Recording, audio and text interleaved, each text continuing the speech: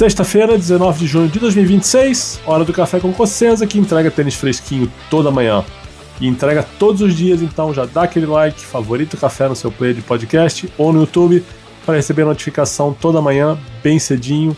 Curte, compartilha, interage, faz o algoritmo rodar, que isso é ótimo para todo mundo. Hoje eu vou falar sobre Copa Davis, já que a CBT anunciou que o Brasil vai pegar a Suíça no Rio de Janeiro, numa quadra dura indoor, uma escolha incomum, mas já vamos tratar disso. Também vou falar da vitória de ontem de João Fonseca nas duplas em rally, avançou para as semifinais, ele e o Daniel Altmaier.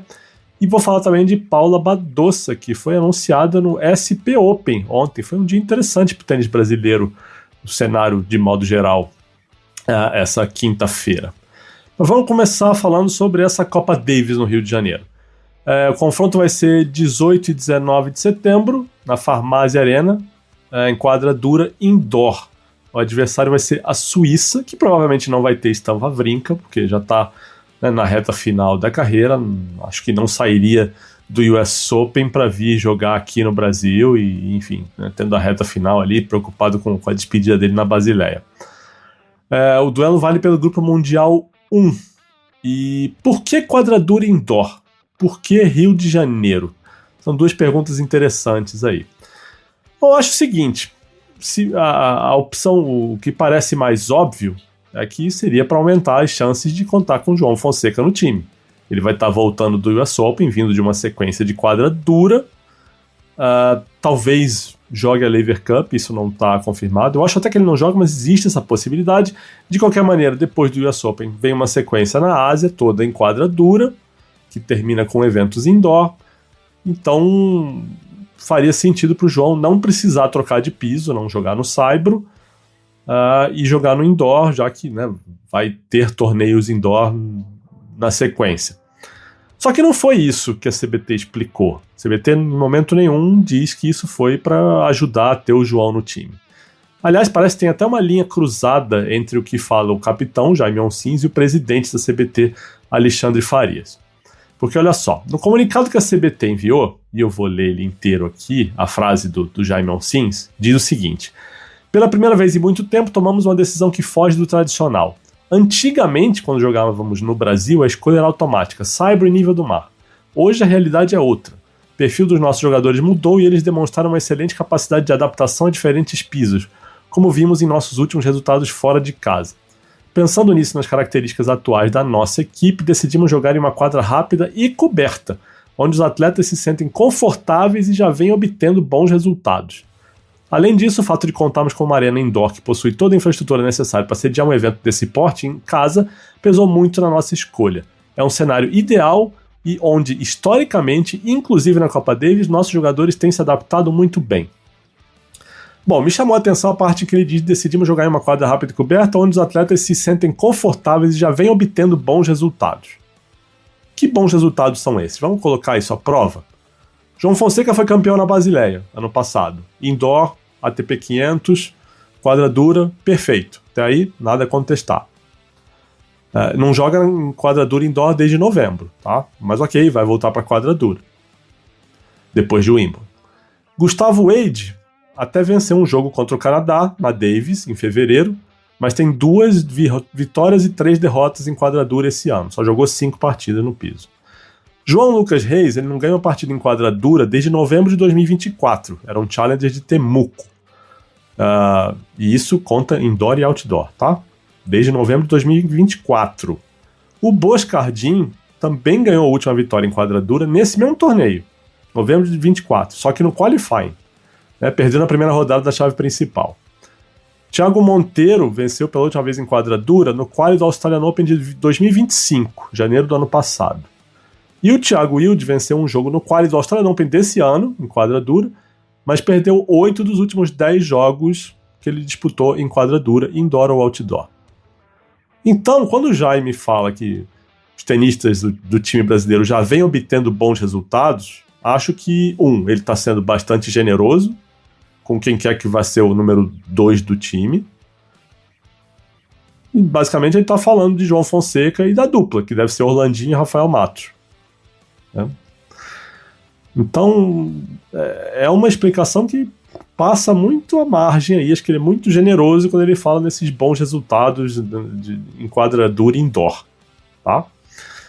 Repito, se a ideia era aumentar as chances de ter João Fonseca no time, acho super válido, acho ótimo, mas isso tem que ser comunicado, né? Acho que tem que abrir o jogo, olha, fizemos isso por isso que o João é importante para o time.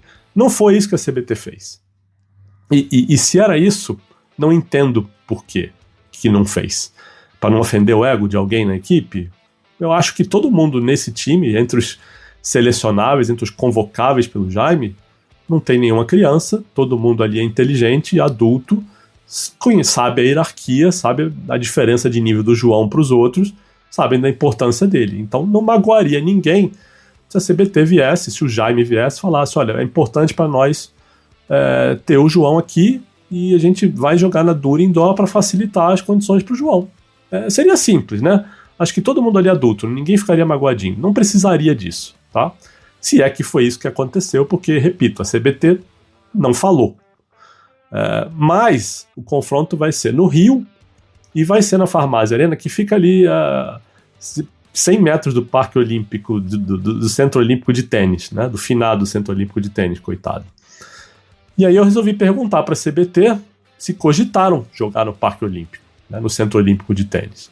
E a resposta que eu recebi do presidente da confederação foi a seguinte: analisamos o Parque Olímpico, mas como teríamos problemas como desmontagem e manuseio de materiais em razão do Rock in Rio e algumas salas do parque não poderiam ser utilizadas, tentamos o Maracanãzinho, que já tinha evento.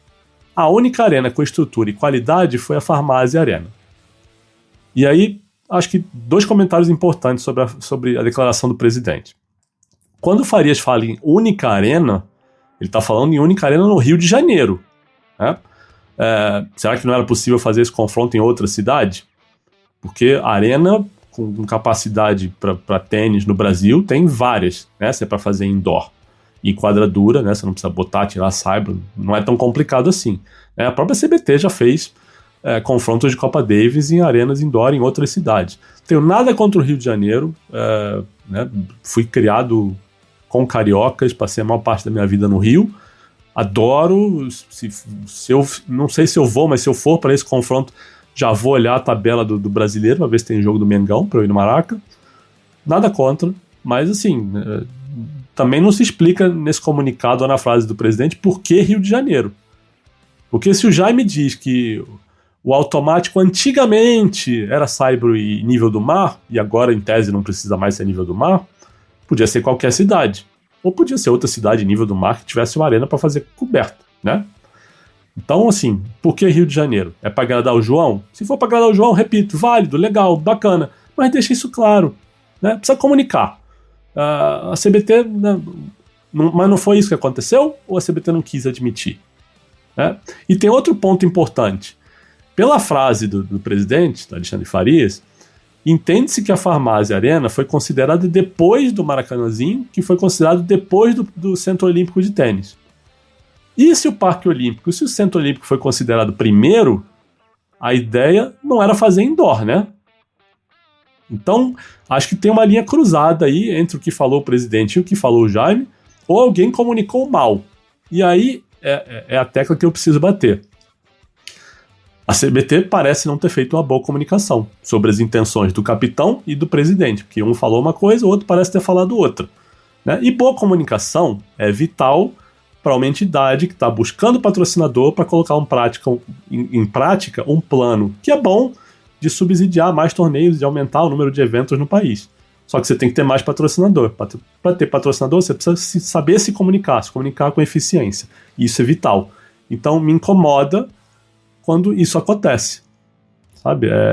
É simples assim. Eu acho que a Suíça me preocupa muito menos do que a comunicação da CBT. Porque eu acho que jogando o João e uma dupla, Orlandinho e Matos, que é uma ótima dupla, e acho que o Brasil tem condição de ganhar da Suíça sem grande dificuldade. Agora, e outra, né? Wawrinka não deve vir jogar. Então quem sobra na Suíça? Leandro Riede, que é 116 do mundo, Remy Bertollat, talvez, 197, Jerome Kim, que é 201, O Dominic Stricker, que foi top 100, que é um cara mais, né, relevante, mais perigoso, tem um saque bom, hoje é 347 do mundo. E tem o Henri Bernet, que ganhou o Australian Open Juvenil em 2025. Hoje é 490 do mundo, estava numa draga, perdendo jogo atrás de jogo até o começo desse mês. Então, não sei, sabe? O argumento do Jaime eu também não gosto. Essa questão de que brasileiros vêm obtendo bons resultados nesse tipo de condição, eu acho que isso, se não ignora, ou pelo menos minimiza um conceito que é muito básico em Copa Davis. Tem brasileiros tendo bom resultado em quadra dura, indoor? Eu acho que não, eu não estou nem discutindo isso agora. A questão é, para a maioria do time, é melhor jogar no saibro ou na quadra dura? Para a maioria do time. Eu acho que a maioria dos jogadores vem fazendo calendário quase exclusivamente no saibro. Então faria mais sentido, né? E a gente não vê calendário exclusivamente no saibro feito pelos jogadores suíços. Então acho que você tira uma vantagem, né, como equipe. E aí eu repito, eu tô falando como equipe. Se é para privilegiar João Fonseca e fazer ele jogar e ganhar os 2 jogos, maravilha. Mas deixe isso claro. A questão é de comunicação, é só isso, tá? E aí você pode me perguntar, mas você está mais preocupado com a comunicação da CBT do que com as chances do Brasil no confronto? Eu gosto das chances do Brasil contra a Suíça em qualquer circunstância, sendo no Brasil, com o João Fonseca jogando. Mas o que eu quero é que a entidade que cuida do tênis no Brasil faça um bom trabalho. Né? E o plano da CBT passa por obter mais patrocinadores, que entrem com valores relevantes que permitam a entidade subsidiar torneios, subsidiar coisas. E se não tem a comunicação boa, eu acho que diminui a chance disso acontecer. Né?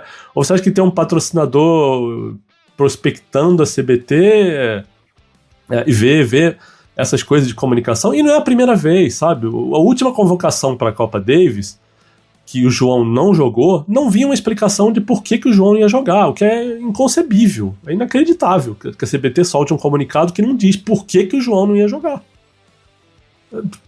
E não é só isso, tem outros casos também, sabe, tem que ligar, tem que ficar perguntando tudo que a CBT não explica.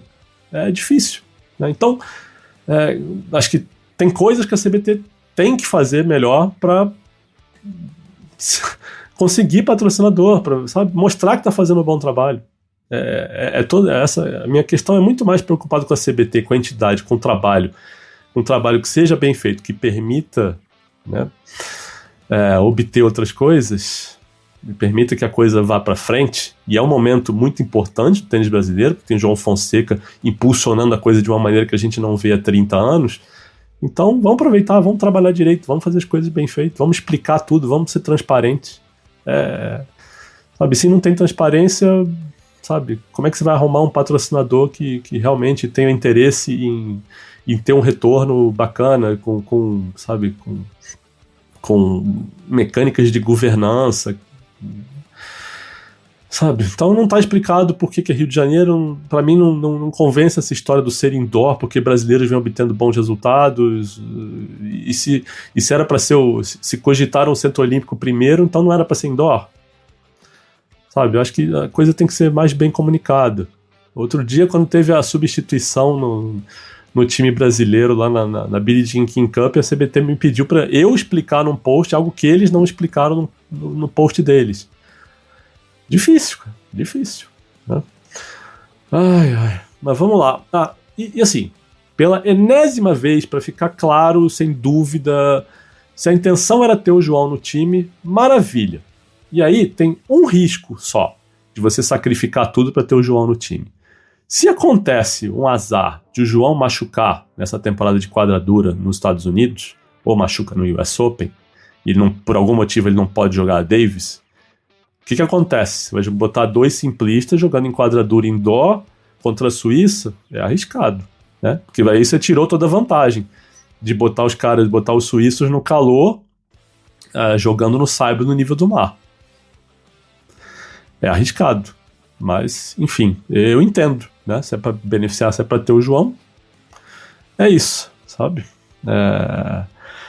Agora, consequência pro João disso aí, eu acho que jogar a Davis pode significar não estar na Lever Cup desse ano. Porque aí ele viria dos Estados Unidos para o Brasil na semana seguinte ao do US Open e teria que estar em Londres na semana seguinte para depois ir para a Ásia. É puxado, né? Ano passado ele foi do US Open para Grécia, onde jogou a Davis, e da Grécia ele foi para a Lever Cup, que era em São Francisco, viagens longas. Só que ele perde na segunda rodada do US Open, se eu não me engano. Esse ano, a gente tá falando de um João que provavelmente vai ser cabeça de chave, vai entrar lá com mais chance. Vai que ele avança até a segunda semana do US Open. A gente não sabe. Como é que vão ser os torneios pré-US Open dele? Como é que ele vai jogar no Canadá? Como é que ele vai jogar Cincinnati? Ele vai bem? Vai longe? É uma sequência puxada se ele estiver jogando bem, se ele estiver ganhando o jogo. E aí ele pode chegar no fim do US Open já, né, com certo desgaste, vai viajar, vai jogar a Copa Davis, vai voltar para a Europa para jogar a Lever na semana seguinte. É puxado, né? Não sei, eu acho que do jeito que a equipe dele é cautelosa com o calendário, com controle de carga, talvez se ele vier de uma sequência boa de quadradura nos Estados Unidos, ele não jogue a Lever. Talvez a Lever seja sacrificada aí, né? Lembrando que já tem jogador anunciado na Lever e o João não foi anunciado ainda. Então, não sei. Não sei se estão rolando negociações, não sei como é que estão essas conversas. Mas, falando em João, né, já que é o grande assunto, ele voltou a vencer em Halle. Ele e o Daniel Altmaier ganharam do Doumbia e do Pohlmann 6-4 e 7-6, com 8-6 no tie-break desse segundo set, e passaram para as semifinais do ATP 500 alemão. Eles jogam hoje por volta das 11 de Brasília contra Ben Shelton e Flávio Cobolli. Dupla boa, mas olha, o João e o Altmaier estão jogando muito bem. O Altmaier está numa semana muito legal também, né? Mas esse jogo de ontem foi uma boa atuação do João. Acho que boa bastante no saque, sacou bem em pontos importantes, em pontos delicados, foi muito seguro na rede, e bom bastante na devolução, né? Devolveu. Foi um jogo daqueles que você faz devolução para ganhar jogo, não para treinar, o que é diferente, né? Eles ganharam, para vocês terem uma ideia, 41,6% dos pontos com o João na devolução, o que é um número bem alto para grama, tá? E esse número não é a ATP que disponibilizou, esse número é puro data cosseno, eu contei um por um vendo a partida. Eles ganharam 15 de 36 pontos que o João estava devolvendo o saque, né? Desses 15, ok, 3 foram com devolução de lob, 3 com devolução de slice e 8 duplas faltas, ou seja, mais da metade aí com devoluções que não são devoluções que ele usaria nas simples. Então isso não significa necessariamente que ele está devolvendo melhor ou que ele está treinando devolução para jogar simples. A gente tem que separar as coisas, tá? Mas foi uma boa atuação do João, ele atua bem em pontos importantes. Quando o tie-break que estava 6-3 ali e eles deixaram encostarem no 6-6, ele faz a direita na paralela para ganhar, né, o ponto. No saque, o João sacou 63%, 21 de 33 primeiro serviço, número ok, bom. Ele fecha o primeiro set fazendo um ace no ponto decisivo, um iguais. No 2-3 do tie-break, né, no segundo set, ele faz um ótimo segundo saque com kick quase na linha ali, que a bola não volta. E ele arrisca um segundo saque que dá certo no match point. Então, atuou bem em pontos importantes, né?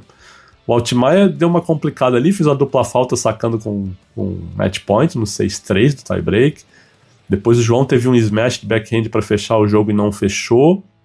Ficou nervoso esse tie-break aí. Mas, como eu falei, o João jogou bem os pontos importantes. Então, coisas a elogiar de João Fonseca. E essa semi é bem ganhável, viu? Óbvio que você tem que lidar com o saque do Shelton e o saque do Cobolli, que é muito bom. Talvez seja um dos saques mais menosprezados do circuito, mas ele num dia bom é um cara duríssimo de quebrar o saque.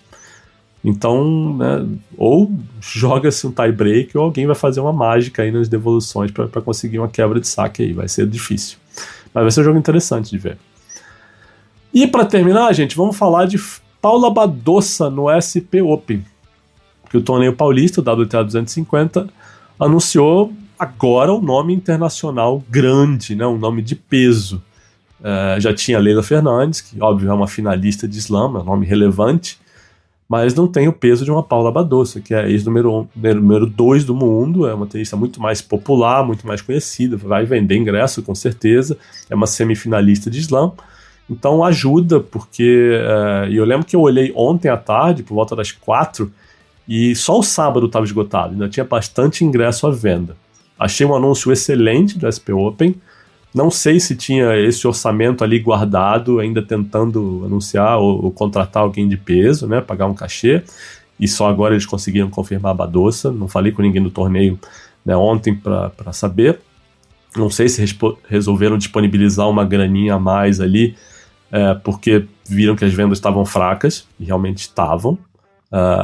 Mas o fato é que foi um belo anúncio, dadas as possibilidades do torneio e todas as dificuldades de calendário, de regulamento da WTA, de limitações de ranking, tudo que eu já falei aqui em edições anteriores do Café, tudo que faz com que seja muito difícil para o SP Open trazer grandes nomes que tenham peso para vender ingresso, para lotar quadra e tal.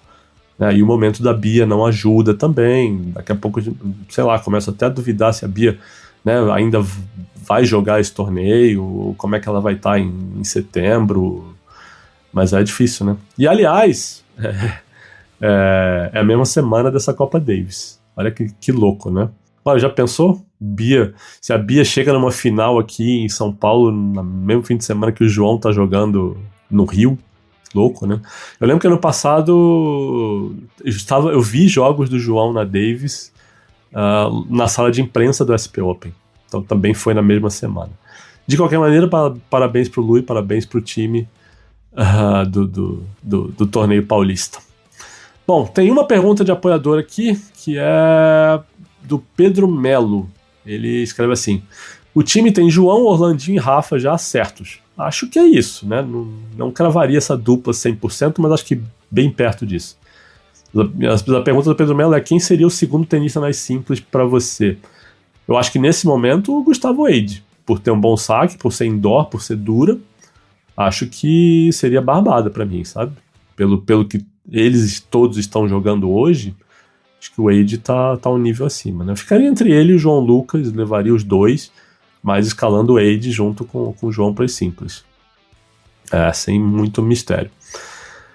Gente, tem um cafezinho de boteco aqui que o Wanderson Ferreira mandou, e eu vou tentar não demorar com ele, porque já passamos de 20 minutos de episódio, mas ele pede para eu fazer uma lista de 5 descongelados em slam.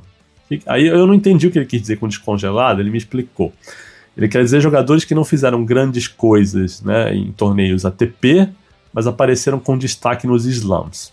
Né, e ele cita que descongelado que falam do Ochoa, né, do goleiro do México. Como se ele ficasse 4 anos hibernando e fosse descongelado para jogar a Copa. Não tem tantos casos assim. Eu até dei uma pesquisada rápida, Wanderson, mas eu tenho uns números que são interessantes aqui, que eu pesquisei, de tenistas que têm aproveitamento mais alto nos slams em comparação com aproveitamento no circuito, né? Até em número de títulos, mas em porcentagem de vitórias, que é algo interessante. Principalmente na ATP, que são formatos diferentes, né? Você joga melhor de 3 no circuito, melhor de 5 nos slams. E óbvio que o primeiro nome que salta, né, aos olhos é o do Stan Wawrinka, porque ele tem 16 títulos na carreira e 3 slams, um quinto dos títulos dele. Né? É bastante coisa, quase um quinto, né? Mas é bastante coisa. E em porcentagem também, ele tem uma porcentagem de 60%, 60,3% de vitórias no circuito normal e 68,7% em slams. Dá uma diferença de 8,4%. Só para vocês terem ideia, para ter como referência, o Federer tem 4% a mais só em slams comparado com o resto do circuito, que é a mesma porcentagem do Andy Murray. O Djokovic tem 4,9% a mais em slams. O Nadal tem 5,1%. E o Stan tem 8%. Outro cara que tinha muito isso era o Pete Sampras.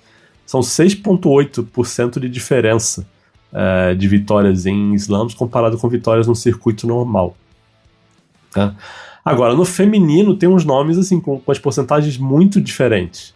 E isso é mais relevante ainda porque a gente está falando de formatos iguais, né? Melhor de 3, tanto nos slams quanto no circuito.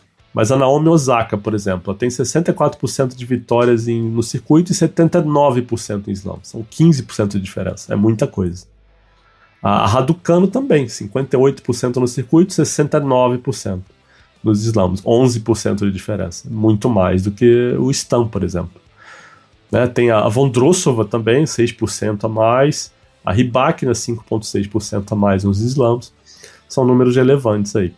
Então foi o que eu cacei aqui, Wanderson. Eu sei que não responde exatamente a sua pergunta, mas não tem tantos casos assim de tenistas que, puxa, foram muito bem em alguns slams e muito mal proporcionalmente no resto do circuito. É difícil. Até porque a gente tem esses números recentes de Big Four que causaram uma certa distorção em tudo quanto é número e análise de tênis, porque os caras estavam em tudo sempre brigando. E isso era muito diferente nos anos 90, nos anos 80. Então é difícil achar números recentes e relevantes que façam essa comparação de circuito e slams. E são os números disponíveis, né? Você não tem esses números disponíveis com precisão para era pré-era aberta, né? Ali antes de 68. Ou até mesmo, né? A ATP não tem números tão bons assim, tão confiáveis de 70 até 90. Então é o que tem. E a WTA menos ainda, né? Que é mais jovem. Mas é isso, gente. Fico por aqui. Obrigado a quem ouviu o podcast até o fim. Se não deu ainda, dá aquele like. Faz uma avaliação lá no Spotify, que é legal, ou na Apple, bota lá, se gostou, bota lá 5 estrelinhas, ajuda a fazer o algoritmo rodar. Tá bom? Quem quiser mandar algum comentário pelo Spotify pode mandar, se não, manda mensagem para mim, estou no Instagram. E repito, né, para quem quiser apoiar o meu trabalho e receber conteúdo exclusivo, vai lá no apoia.se/saque e voleio. Na dúvida, manda uma mensagem para mim que eu explico tudinho como é que funciona. Mas eu tenho explicado isso em todos os episódios, então não é nenhuma novidade que eu estou falando aqui. Mas seguimos, gente. Uma ótima sexta-feira para todo mundo. Tem seleção hoje, então vamos torcer. E eu vou gravar bem tarde o próximo podcast, porque o jogo da seleção vai terminar tarde. É isso, gente. Um abraço.